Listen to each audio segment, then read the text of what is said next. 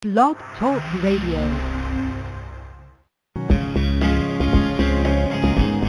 Welcome to Being Human Now Radio. Every week we search for the answers to questions we face in our lives, utilizing the tools of psychology and spiritual life coaching. This program is a place of counseling and healing. Being Human Now seeks to inform, inspire, and empower. Now, our host and executive producer, Joya Jefferson Nuri. Hello, everyone, and welcome to Being Human Now. Each week we take a look at human dilemmas, and we try to find solutions through the lenses of psychology and spirituality. Each week I'm joined by Ken Kaiser, who's a spiritual life coach. Welcome, Ken Kaiser. Great to be here. Thank you. Good. And Octavia Carlos, our resident psychiatric social worker. Octavia, welcome back. Hi, glad to be back. Each week, the three of us try to take you, the audience, through the journey of each of your life experiences that might end up being a little confusing while we're here in human form. So Being Human Now is that place where hopefully we raise the right questions so that you can seek the right answers. And one of the major questions we are always faced with is, how do I live my life passion? We begin that with the question of, what is my life passion? Which is a huge question. What do I actually love to do? What is my purpose? Then the next question being, how do I get there? How do I actually live it? And do I have the authority, the nerve, the bravery to actually take the leap to be living my life dream, my life passion? Well, our special guest today is Kimberly Rice Ogletree, and she is someone who has made that leap and is living her life passion. She is the president and founder of an organization called Life Institute for Excellence, and Kimberly has walked through traditional jobs like so many of us, but at some point realized that wasn't her life passion. So now her life passion is to teach people how to find their life passion. And she's going to join our conversation right now. Kimberly, welcome to Being Human Now. Hello, and thank you for having me. Oh, very honored to have you as a guest. In reading through your website, I saw a myriad of things that led me to questions. But we're going to first tell us a little bit about what Life Institute for Excellence is. The Life Institute for Excellence is the speaking portion of my business, where I work with women to empower them to do just what you said, live their passion. So that's where all of my speaking and coaching aspect of my business comes from. But you have another aspect that has to do with mentoring young women. Yes. Young women. Mm-hmm. And that's the Elite Female Mentoring Organization. And that is where I work with girls from ages 12 to 17 to help them with their self-esteem, to help them to be successful in life, finding healthy relationships, teaching them life skills, and helping them to bridge the gap that might be there in teenage years between them and their mothers. Okay.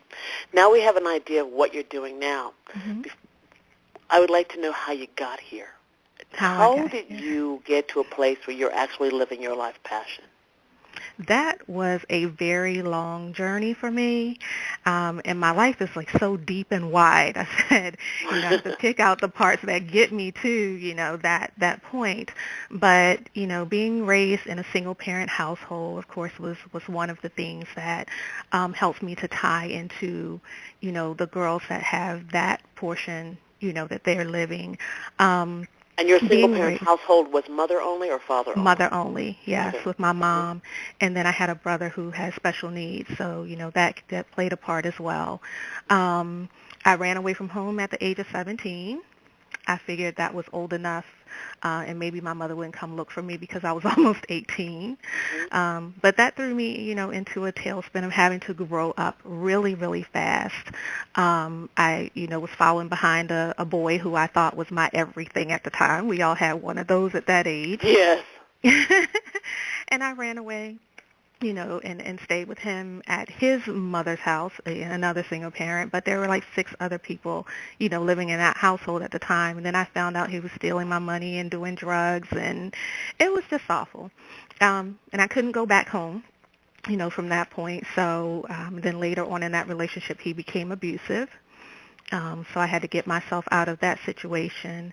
And and then, grew up some more and got married at the age of 21. Had my first child when I was 22. That relationship didn't work out. I found out that he was having an affair with my maid of honor. When I say there's so many aspects of what got me here. After and in that the meantime, while you're doing all that, you're working a traditional job that's not necessarily reflective of any goal or any passion. Exactly. Okay. Absolutely. Yeah. Just going to work every day. And people looking at me, would say, okay, it's not so bad. She has this, what we call a good government job. Mm-hmm. At the time, I started working for the government when I was 16 years old. Okay. So I was pretty established as a young woman. And so, yes, trying to do that and do all of this at the same time. Married my second husband 6 years later. And that, took me on another journey because 3 months after we got married, he was diagnosed with a life-threatening illness. Oh, my. And, and he was a mama's boy, too, so his mother convinced him to, after me taking care of him, like, you wouldn't believe, all the things that we went through, she convinced him to leave me and come back home. So I was left. Wow. And from that point right there, it threw me into this cycle of hatred, bitterness, and unforgiveness. And I stayed in that space for like a period of 3 years. I lived like that. Well, before we go any further, I'm going to invite our permanent panel into the conversation. Absolutely. We're going to start with psychiatric social worker Octavia Carlos, because as you're talking about being spun into a cycle of hatred, I think this is where we bring in Octavia so that people who are doing this journey can get the most out of this story you're telling. So, Octavia, I'd like for you to pick it up from here. Any questions or comments on what Kimberly has said so far, and take the conversation from here. Okay. Kimberly, I think I want to say something and then kind of go backwards. First, I read your website, and, oh, my God, you are the bomb. I just love what you're doing. Now, to get to what you're saying, I think oftentimes a lot of people's passion comes out of a hole in their own soul, and so they kind of develop their passion because they're trying to fix something that they knew was a little broken with themselves. And listening to your story, I think you even heard me say, I blurted out like, wow, because that's quite a lot for, such a young person. And what you did was, however you got back on your feet and able to move forward, I don't know how many people helped, but it is a fabulous thing that you were able to even be in that time of complete desertedness, I guess I can say. And even though, you were so angry, et cetera, I don't want to say hate and all that stuff, but just truly so angry, I know that sometimes when we're so angry out there is because we're so angry inside as well because we didn't see it coming and we couldn't take better care of ourselves. And so some of that out there, you have to be able to say, okay, he did what he did, I did what I did. I didn't see it coming, or I did see it coming and I didn't really kind of notice everything, and so I have to forgive him and myself. And it sounds like you've done that, because you cannot walk this earth and do the kind of stuff that you're doing now if you haven't forgiven yourself and him, because he gave you an opportunity to discover some things as well. And I think that that's another way that people find their passion, is once they discover that they fell down, and then when they got up, they discovered just fabulous things about yourself. And I'm just so very proud of you. And I just love what you're doing, because I think there's so many women that need that hand up, not a handout, that hand up. So I'm just saying congratulations to you. because I know Thank it was you. horrible. Yeah. Thank you so much. And I would assume that there are a lot of people listening to the show today or who will download it at some point down the road. Kimberly and Octavia are still in that space of anger. So, Kimberly, could you tell us a little bit about what that anger was and what it looked like on you? Absolutely. It was such a long journey. It had me bound, and I couldn't do the things that, I felt God was calling me to do because I was stuck in that place. I think I felt abandoned. I felt hurt. And I think when Octavia was talking about, that there's something always on the inside, that's probably triggering, that triggers that emotion. And the fact that I didn't have my dad growing up and feeling, abandoned by him, and the countless hours of sitting and waiting and him, not showing up and all of those things, played a part in probably even highlighting that area even more, of feeling abandoned. And so, I was very angry and very bitter. And, my husband at the time, he left thinking that he was just going to be gone for a week. When he walked out, and because I was so angry and so bitter, I did not allow him to come back. I totally built up this wall, and I was so nasty, and I was just like, you walked out on me once, I'm not going to give you the opportunity to do it twice. And so it was... Go ahead. And although that was good to be able to say, no, you can't do this to me twice, I still kind of want to say that being abandoned twice by the two major men in your life is another reason why the anger was so powerful, because you were dealing with two abandonment issues. It was even deeper. It was even deeper, right. I'm sorry, go ahead. And that's okay. And so, how I started my process of recovery was someone invited me, because I grew up in the church, but during that whole period, I went sporadically. And so someone invited me to a place called Set the Captives Free. I was bound. I was like, okay, how ironic is this? And I began to, through the Word of God, realize just how bound I was. And I started to, uncover. I call it God pulling the covers off of me, and opening me up and beginning to deal with all that bitterness. And I will call it hatred and anger, because that is truly the space that I was in. And I felt like at some point I ended up writing my ex-husband a letter and asking him to forgive me and telling him that I realized that we both could have done things differently and so on and so forth. And we became friends after that. We had a long conversation about it. And, the unfortunate circumstance of him being diagnosed with that illness had completely changed who he was, because he was in his early 30s, he was healthy, ex-military, and up to that point of him getting sick, we had, what people would call the perfect marriage. We would talk for hours, he would help me cook, he'd rub my feet when I came home from work. I was like, this is my dream guy. So, his life was turned upside down by this as well, and it was just unfortunate that the whole thing happened. So anyway, I began to write, and what turned out to be my first book, which was The Passion in My Soul. And that was really a healing work for me, because that uncovered so much that I didn't even know I had compacted way down inside of me from my childhood, from my dad not being there, just a whole lot of stuff. And I began to write, and I was like, oh my gosh, I'm a mess. Hey, Kimberly, we're going to take a short break. I want to come back, bring Ken Kaiser into the conversation, and we will talk about the passion in your soul, or the passion in my soul. Everybody stay right there. This is Being Human Now. We're talking about finding your one true passion. We'll be right back.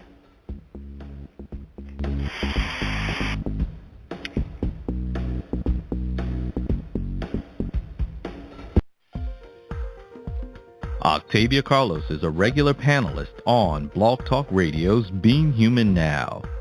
She is a psychiatric social worker with offices in the Washington, D.C. metropolitan area. She serves adults with life issues of stress, depression, and marital crisis. Octavia Carlos also has a specialty in the complexities of the LGBT community and adult survivors of sexual abuse. For more information, call 301-322-3016. Octavia Carlos, assisting you in the process of being human now.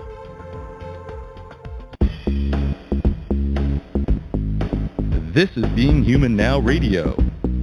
And now, back to our show. Welcome back to Being Human Now. I'm Joya Jefferson Nuri, and as you all know, our permanent panel is Octavia Carlos, psychiatric social worker, and Ken Kaiser, who's our spiritual life coach. We're being joined today by Kimberly Rice Ogletree, who is the author of several books, and one of them, The Passion in My Soul. And our conversation today is finding that one true passion, the thing that you want to do no matter what, and you're hoping to make a living at doing it. And we've been talking for the first part of this program about Kimberly's life and history. And Octavia was guiding her through the initial pieces of her anger about the things that are going on in her life. I'm going to let Ken Kaiser, our spiritual life coach, into this conversation now. Ken, I'm going to have you pick it up from here. Kimberly was saying, as we were going out into that commercial, that from writing her book, The True Passion in My Soul, she found out, and to quote you, Kimberly, I'm a mess. So I'm going to let you talk now with our spiritual life coach to see what we can glean out of that to help people on this journey to finding their true passion. What I know is that true healing tool available to us is forgiveness. And I'm curious how you allowed yourself to forgive yourself, how you justified giving yourself that amount of love. Well, it started with writing the book, The Passion in My Soul. And what happened was I had several pieces in there that were in reference to my dad, one piece called Daddy, Where Are You? And one of my father's sisters, my aunt, bought a copy of the book. And she took it to my father. And she asked him, do you know that your daughter feels this way about you, that she thinks that you don't love her? And from that, my father actually reached out to me, and we began to talk. And 3 times in one conversation, he told me how much he loved me. And that was like the first time. I was like 30-something years old, and that was the first time I'd ever heard my dad say that. And so through conversations and understanding, because a lot of times we don't know what we know. We don't know what we don't know. And it allows us to hold on to bitterness and anger, but when we start to uncover the truth about things, it kind of changes our perspective and allows our heart to soften. Mm-hmm. And so that began a cycle of me wanting more of that. Were you able to forgive him in that first conversation? There were several others after that, but it just was not what I thought it was, and I remember an instance where Father's Day came around, and I never saw my father on Father's Day, but one of my other siblings, my father's, daughter, so my sister, half-sister, they were going to have a cookout because there's 4 girls. I have 3 sisters. They were going to have a cookout for my dad. Now, I've never been invited to these things because I just wasn't a part of his world. Yeah. And he called me and he invited me to that. And he said, I didn't want anybody else to invite you. I wanted to do it myself because I wanted you to know that I wanted you there. And so just, through different things like that and more conversation, and then he became ill. And so I got to spend a year, a couple of years with, those types of conversations before he actually passed away. And, going to the hospital when nobody else was there and sitting and having conversations with him, it just opened up so much of me on the inside. And I realized, how much I was like him, and it filled a gap for me. It filled in a hole for me. So letting go of all of that bitterness and anger, it was, I wanted the love more than I wanted the hate. Ken? That's tremendous. What I'm hearing is that as you recognized qualities that were like your father, and you were able to forgive your father, you were able to forgive yourself in the middle of that, which is tremendous, because the forgiveness, as I see it, is the only way that we will allow ourselves to succeed at things that are important.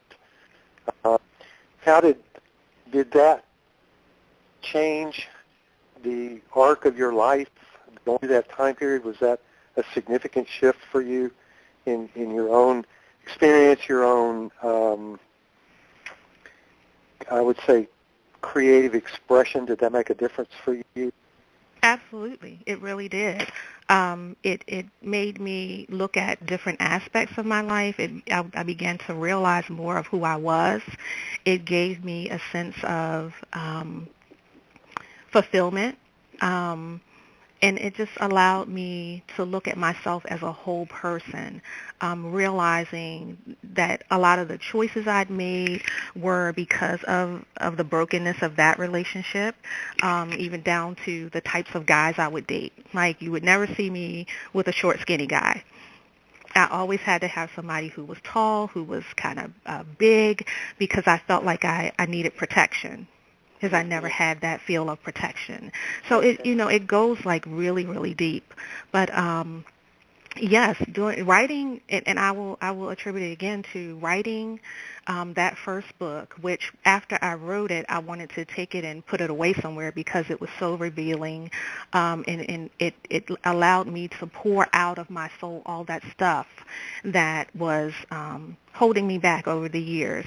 And it was just the breaking ground for what my life is today. And that whole spiritual aspect, I talked about God unveiling some things. My relationship with God became stronger, which has a lot to do with, where I am today in my life. And so just that whole process of being able to forgive and being able to allow myself to go through that healing process, it really changed my life. Ken, do you have another question? Yeah, I do. I'm just curious, too, because the ability to succeed like this at the level you're working, in my observation, takes a lot of courage, and I'd be curious to hear how you got comfortable exposing your inner life to the outer world. Was that a process for you? Did that go easily? Did it take you some time to feel comfortable doing that? How did that go for you? Well, it sort of, after the book was out there, it kind of thrust me into that. Well, let's take it back a step. I think Ken's question, and I'd like to know, back 2 steps. You wrote the book. It was on paper. At some point, you did thrust it out to the world. What was that? I mean... Yeah, and it did take, the word you just used, a whole lot of courage. I came up, of course, against a whole lot of opposition because, some family didn't like what was in the book. There were people just, said, why would you do that? Why would you share so much of yourself? Why would you put it out there like that? And I just really felt like it was important for me to share, because I kind of felt like if I didn't do it, then I was still bound. So it was sort of like, okay, you have to keep going.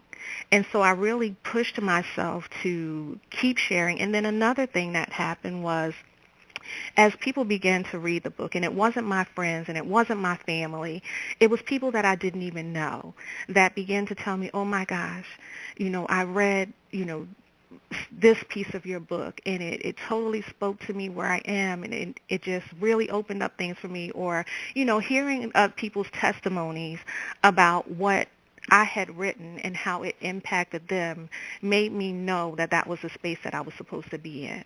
And so it was hard. It was scary. but I just decided not to listen to the naysayers and not to let other people's fear and other people's perspectives stop me from what I knew and felt that God was calling me to do. So no, it wasn't easy. It was very scary, but it did take a certain level of courage, and I just had to say, okay, let's do this. And not really think or care about what other people were saying, because I saw what it was doing and the impact that me sharing with other women and some men as well, the stories. And I had a male that read my book and he said, oh my gosh, this opened me up to see, to see women in a different light and see the struggles and see how what we do as men affects women, so I just felt there wasn't any way that I could stop. Yes. Very good. Excellent. Octavia, do you have a question? I have one, but I'd like to let you in first. Well, I guess my question would be, how much do you see in yourself then and now that kind of relates to what you saw as a part of feeling abandoned from your father, and you attained some qualities because of it, and now how some of those qualities are helpful, where before it was not so much? Mm-hmm. I think I understand your question, and I would say that definitely I refuse to hate. I live in a place of joy, internal joy and peace, and if there's things that are threatening that, I remove them from my life. I never, ever want to go back to that space of hatred and unforgiveness, so I'm very careful not to allow that in my space. I am not negative anymore. I just really live from a place and space of peace and joy, and try to keep that intact the best I know how. Because there are, things in my past that I don't want to revisit, feeling that way or feeling that way about anybody, letting myself feel that about anyone. Yeah. Yeah. That's a good question. That's a good answer. I like that answer. I am wondering, before we take another break in a couple of minutes, in this search for yourself, I think a lot of times the voice that is the naysayer, the voice that Eckhart Tolle would call ego, the voice that tells you what you're not, is the dominant voice. At some point, Kimberly, in this journey that has now led you to living your passion, you had to quiet that voice. You had to say that somebody in your head is lying. How did you recognize that this was not the true voice? I actually wrote a poem about this, about who's speaking now, like whose voice is it? Is it the voice of God, or is this other thing? And being able to, like you said, get quiet and know who was speaking. I think a lot of times we have a lot of people in our ears. We have a lot of people who don't necessarily mean any harm, but just don't know any better. And they live from that space of I knew you when versus where you are now.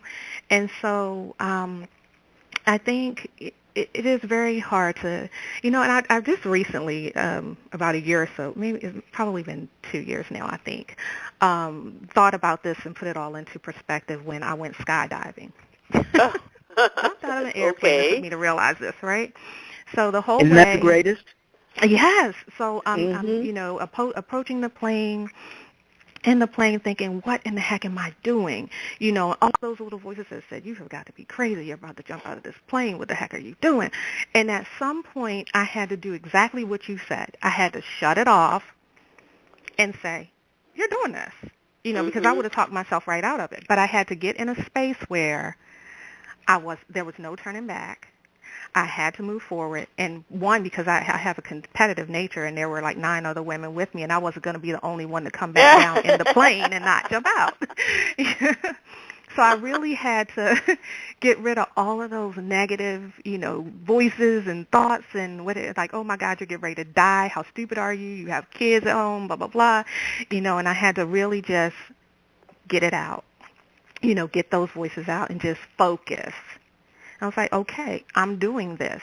And that put a whole lot into perspective for me right there, because in life, it's like, how many things do we not do because of what other people say we can't do, what other people think can't be done, and then all of those little whispers and voices and stuff that tell us what we are not supposed to be doing or can't do. Right. We have to learn to silence it in all situations when it's not lining up with what you know you're supposed to be doing. I know in past shows, both Ken and Octavia have counseled people that as soon as the word should comes into the paragraph, it's all wrong. Yep. It's all wrong. You're off. Yep. We're going to take another short break, and when we come back, we're going to talk with you, Kimberly, step by step. Now that we've heard your story aligns with so many stories. We're going to talk step by step on how to get to your passion and have the bravery to go live it. I'm Joya Jefferson Nuri. This is Being Human Now. We'll be right back.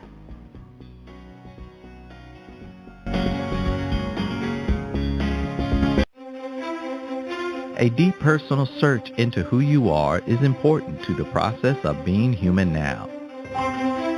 Renee and Ken Kaiser have been married for more than 2 decades and are spiritual life coaches and conscious breathwork facilitators. They work one-on-one with clients as well as in lectures and workshops to enable the deep dive required to find bliss. They serve as senior faculty at Iyanla Vanzant's Inner Visions Institute for Spiritual Development and are close friends and advisors to her.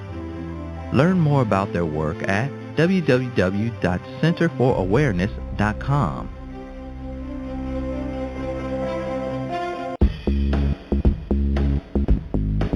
This is Being Human Now Radio. And now, back to our show.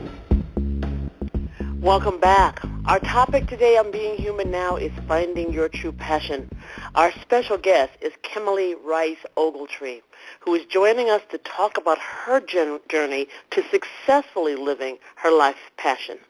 So, Kimberly, you've told us your story. You've told Octavia Carlos, our psychiatric social worker, and Ken Kaiser, our spiritual life coach, and me, your life story, as much as we can get into a half hour, giving us a outline of what the journey has looked like for you through your childhood, through anger, through skydiving to find your own freedom from the voices in your head. Because I know personally there are times when I have to turn back toward that voice and say, shut up. Mm-hmm. Just shut up. And I actually physically feel some energy step out of the way so that I can move forward. And because that voice wants to identify me, to me, but wants to identify me. And so now that you have found this piece, this company you're running, you're mentoring young women, you have Life Institute for Excellence, and you have Elite Female Mentoring Organization, which, congratulations, you're celebrating your 10th anniversary. Yes, I'm so excited about that. You're celebrating your 10th anniversary. What I want to talk now is, and I want Kenny and Octavia to really jump in here to help walk through the process you went through in order to get to where you are now. Because you had a good government job, you had a couple failed marriages, you had voices in your head, you wrote a book, but that's not all of it. So that's my first question, and then Octavia, I'll have you taken from there. That's my first question. What was the first step out of that darkness? The first step was forgiveness, absolutely. I don't think anything else would have happened if I had not gotten to that place of forgiveness. And I teach that, to women that I work with all the time, that if there's something or someone, that has done something, you have to be able to forgive in order to move forward. So taking the steps, whatever that may be, to get to that place where you're able to forgive, if it be going to counseling, seeing someone to help you get through that period, I believe that that's the first step that has to be taken, is that piece, that forgiveness piece. Let's explore that for a minute. Ken Kaiser brought that up in one of the last segments about forgiving yourself. Octavia, when you get a client who comes in and you know that that's the first step, as Kimberly says, how do you walk them through? And Kimberly, please feel free to jump in and add your own stories here. Octavia, start this way. How do you walk it through? Well, the first thing is, I think everybody has a different definition of forgiveness. And so I always try to ask people, what exactly does forgiveness mean for you? For some people it has a spiritual component. For some people it's about let it go. Everybody has a different idea of what forgiveness is. And mostly I try to get them to understand that when you, at the bottom line, can look past whatever the anger and the hurt, because that's something that's going to always keep you chained to history. When you can get past that, however you do that, however your forgiveness works for you, that is when you're free to then be able to do something. And so I kind of help them get past whatever the chain is to say, all right, are we going to have a spiritual forgiveness? Do we walk around trying to figure out how to let stuff go? And that's where I go. In terms of trying to figure out what we're going to do next, and since we're talking about passion and purpose, I often then say, well, what is it that you like? What is it that you like about yourself? What is it that you have felt you have overcome, you've succeeded, and you're proud of? And that is where I start, because most folks don't even know what their passion is or what their purpose is. And so just kind of going there to get inside and to be able to say, what is it that you like about you? And what is it that you've overcome? What do you feel proud of? And let's see if we can move that outward to something else that might connect, that you can then enjoy and work with. And that's where I go with Bob. Okay. Because sometimes passion and purpose are different. Okay. Ken, you brought up forgiveness long before Kimberly just talked about it. Answer that question for me. When someone comes to you as a spiritual life coach and you realize that forgiveness, as Kimberly says, is the first step, and as you said, what do you bring to the conversation? Because Kimberly said, seek help. So I'm asking both the people who help, where do you start? The idea that comes to mind is when you ask that question, because it varies depending on the person, but what comes to mind right now is about ceasing to deny the truth about self. Cease to deny what actually has happened, how we actually felt about it, the conclusions that we drew, like Kimberly said, the anger, perhaps even the rage, the things we've done. If we don't admit what is, there's no way to forgive it. So there are actually quite a few moments of courage required to arrive at being able to live without passion. This is one of them, to have the courage to tell the absolute truth about what's happened and how we feel about that. I think that, and I would call that acceptance, which is sort of the prelude to forgiveness. Because until we accept what is, what has been, there's no way to move forward. We're still chained to the past. It will keep creeping up on us because, if nothing else, we are creatures of habit, and we will repeat those old patterns. Kimberly? A couple of things. Everything that they've said is spot on, but I want to go back to my first marriage. And I had so many people to forgive, it wasn't funny, including myself. But as I said, in that whole situation, and what Octavia was saying about what forgiveness looks like, for different people. But one of the aspects of forgiveness for me was the young lady in the situation, because I said she was my maid of honor. So I lost a friend as well. And so every time I would see her, I would tell the story over again to whoever I was with. No. That's the girl who did this. That's the girl who wrecked my marriage. That's the girl. And, and just talk about her in such a hateful a hateful way, And so part of my journey to forgiveness was at some point I made a decision that I was going to stop telling that story. And when I would see her, that I was going to stop calling her out of her name in my head, and stop, and stop telling people, that this is who she is. And then the spiritual aspect of it, years later was, how do I know that that's still who she is? How do I know that guy hasn't done something in her life? And yet I'm telling people who she was. So that was a part of my forgiveness journey as well. And once I felt a sense of empowerment with that, because I still see her from time to time. We worked in the same place and everything, so I still, to this day, I still see her from time to time. But I no longer have those feelings of bitterness and anger, when I see her. Like, we're not friends, let's be clear. Yeah. But I can forgive you and not go back to being that. It's just, it was empowering to be able to do that, actually.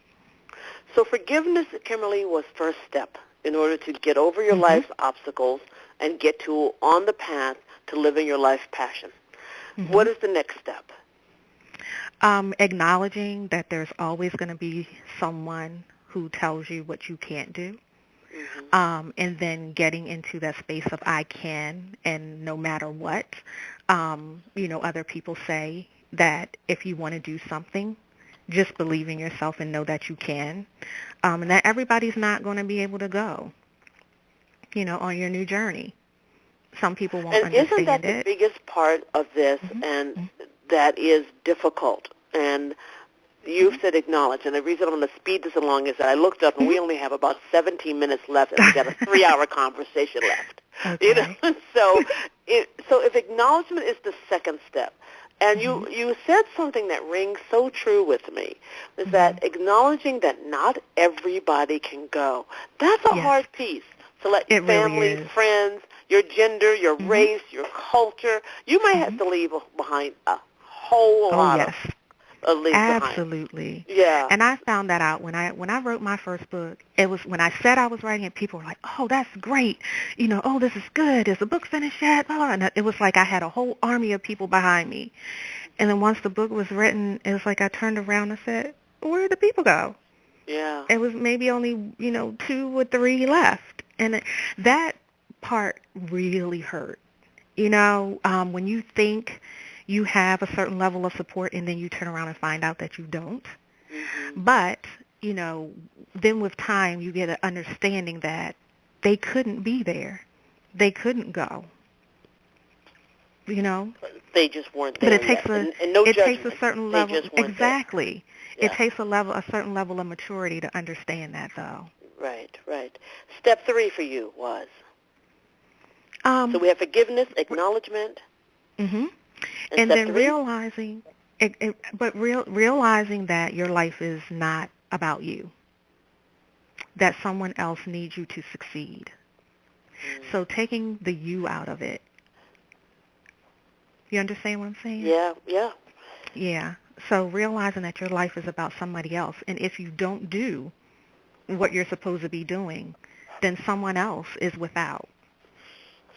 Do you know, it's interesting Can I also that. say that you probably have to grieve what was, and then accept, okay, now I have to be new? Absolutely. So we have the process as being forgiveness, acknowledgement, acceptance. Is that where we're going, Octavia?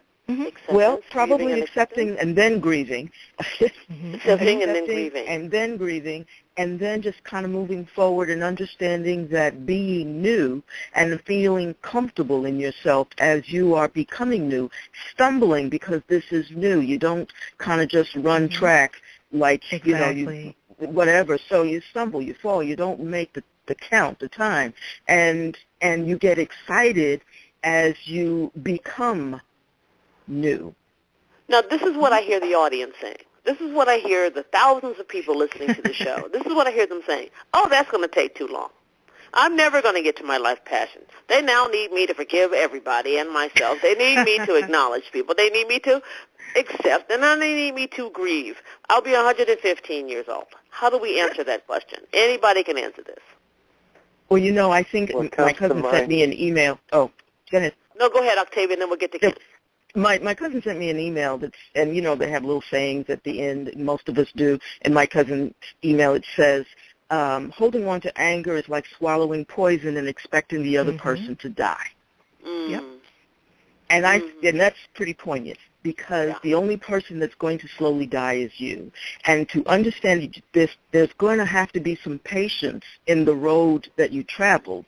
The same way that it took time to get from 0 to 10 and 10 to 20 and whatever, you know. So you have to allow time to give you time to become that new, but it's always a process. Everybody is a microwave kind of, let's get it done. You can't just get it done.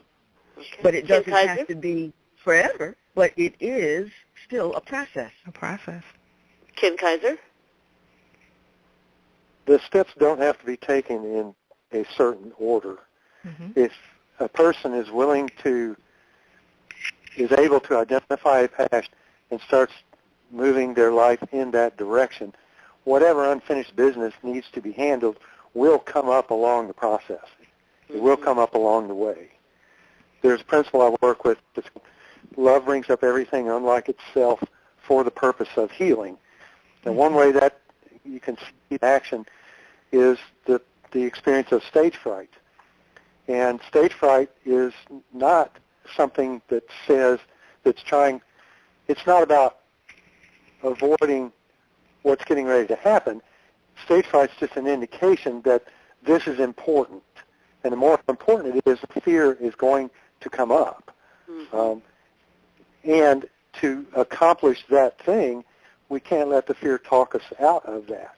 So if anger needs to be addressed, if forgiveness needs to be addressed, to identify a goal and move towards it, it will bring up the pieces of inside that need to be resolved. You don't have to necessarily... So to the people who are listening, who are going to be impatient with this, like Octavia says, it's a process, and like Ken is saying, it's going to come up anyway, so you might as well find that passion. We're going to take one more short break, and in the last 10 minutes, I want Kimberly to talk us through, tell the audience what her process was to find that what she wanted to do was be a life coach with her Life Institute for Excellence, and she wanted to form the Elite Female Mentoring Organization, and how she found out that that is what her voice is. We'll be really back in a moment.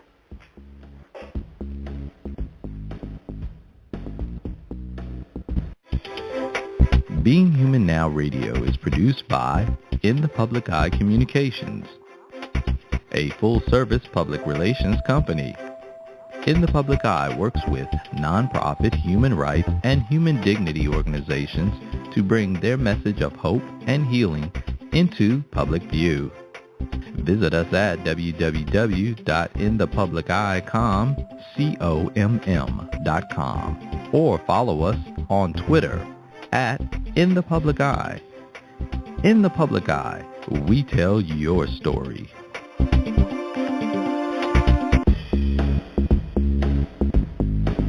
This is Being Human Now Radio. And now, back to our show. Welcome back to our last segment on finding your one true passion. And Kimberly, I'm already going to say right now we want to have you back. Okay. So we'll have you back for another hour where we'll start talking about finding the passion. You said something in one of the previous segments about you have to take the you out of the quest. You have to understand if you don't find your passion, other people will suffer. Suppose my passion is not lofty like yours is, like you are with the Life Institute for Excellence and the Elite Female Mentoring Organization, and Octavia's a psychiatric social worker, and Ken's a spiritual life coach, and you sort of, you know, and I do communications work where I can see where it affects people's life immediately, hosting radio shows. But suppose I want to be a running back in the NFL. You know, suppose I actually want to make sheets. can that be my life true passion? Absolutely. It's whatever that thing is for you. And everybody's journey is not the same. It doesn't look the same. I've worked with people who just want totally different things, but the process of getting them to go out and live that dream has been the same. Mm-hmm. You know, I bring women in and we put a big piece of paper up on the board and we divide out all the things that they think they want to do, you know, and that it's just stuck in their head and they just have to be able to see it in order to go out and start to live it. So the process, you know, of working with them and getting them to that place where they can then go out and do whatever it is pretty much the same. But the journeys are different. Does that make sense? Yeah, you know, that so makes if I great have sense. somebody who's coming to me saying, I want to be a chef, and then I have somebody else that's coming to me saying, I want to be a money coach, you know, totally different things, but the process of being able to do it is the same as far as, you know, getting rid of the naysayers and... Can you tell us a little bit about what that process looks like? If I'm sitting at home right now and I'm like, Kimberly, I want to start the process for myself. How do I start? I've gotten through the forgiveness. I got a handle on all the things we talked about for the first part of the show. I know they're going to come up again, but I got a handle on them. How do I start the process of finding my passion? First of all, and if you have an idea of what it is, that's great. But for a lot of people, they say, well, I don't even know, you know, what I want to do. And then I say, well, what do other people tell you do well? You know, so I have a best friend who cooks like nobody's business. You know, I mean, she loves to cook. Anytime she cooks, it's large scale, like she's cooking for 20 people. She loves to cook. Her food is so good, you know, and everybody tells her that. And yet she's not walking in that, you know, because somebody put fear in her that, okay, what if you open your catering business and somebody gets sick? They're going to sue you, you know? And so that fear has been stuck in her mind for years.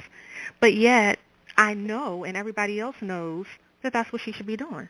So a lot of times, if you pay attention to what other people tell you you do really well, or what do people always say, you know, oh my gosh, you can sing so well, and, you know, those things, the clues are there about what you're supposed to be doing.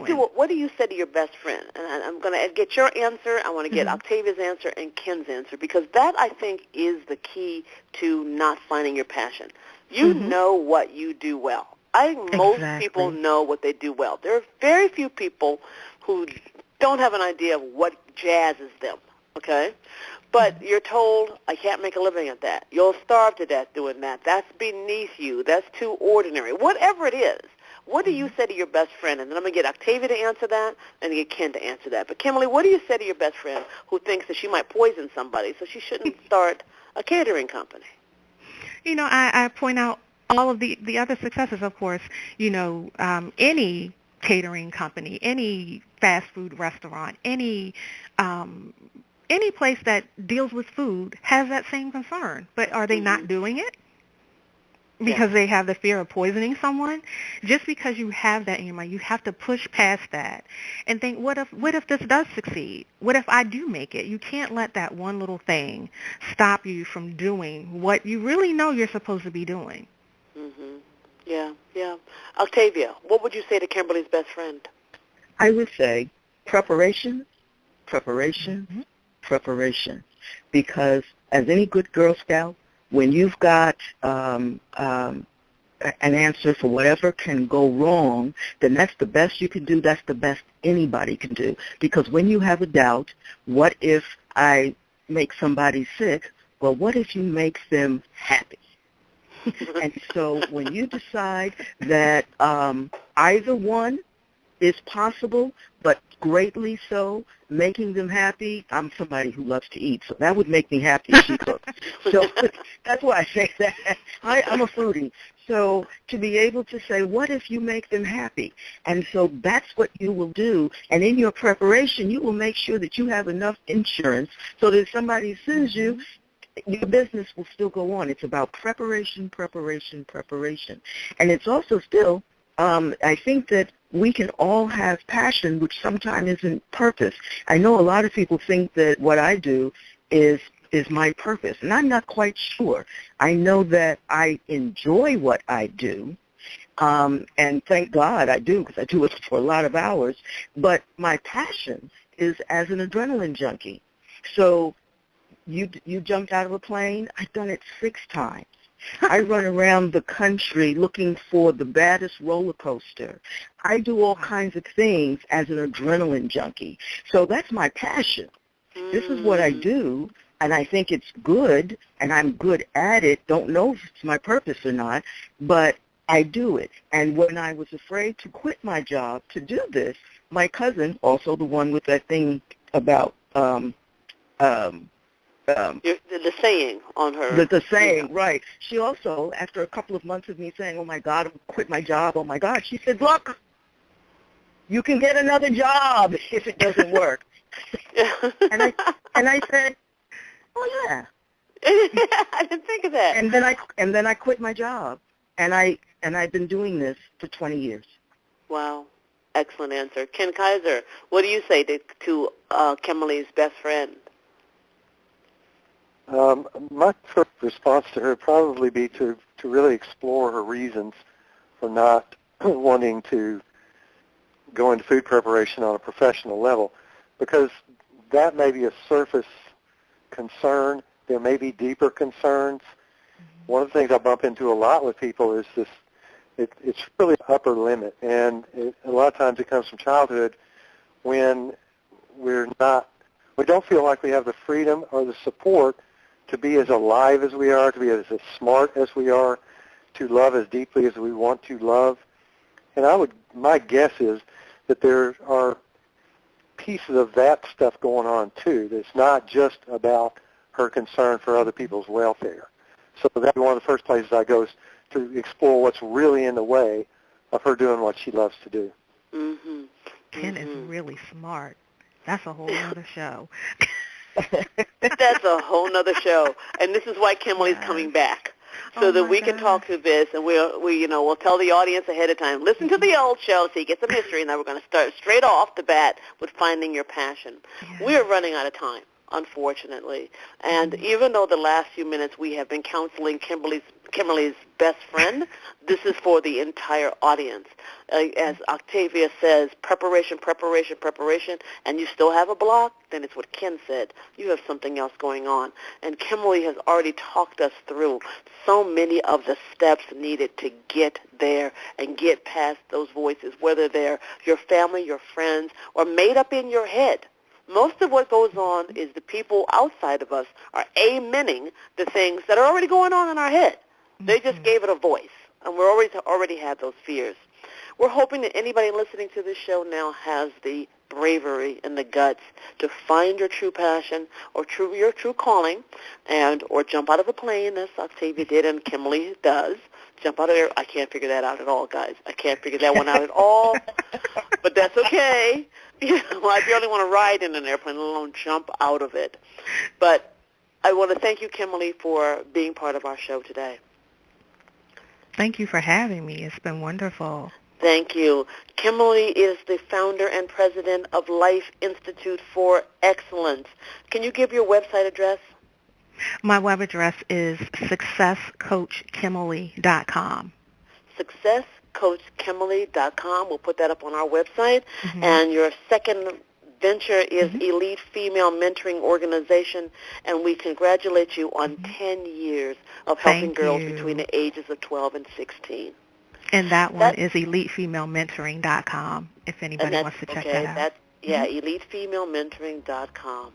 And you might want to spell your name, Kimberly, because I thought about that. Yes, I'll do it for you. So the first website would be www.successcoachkimmoly.com. Kimberly is actually KIMMOLY.com. And the next one would be elitefemalementoring.com. Kimberly, thank you again. Thank you. All right. You will be back over the next couple of months. Ken and Octavia, once again, thank you. And if you live in D.C., we're on WPFW on the 4th Wednesday of the month. Bye-bye.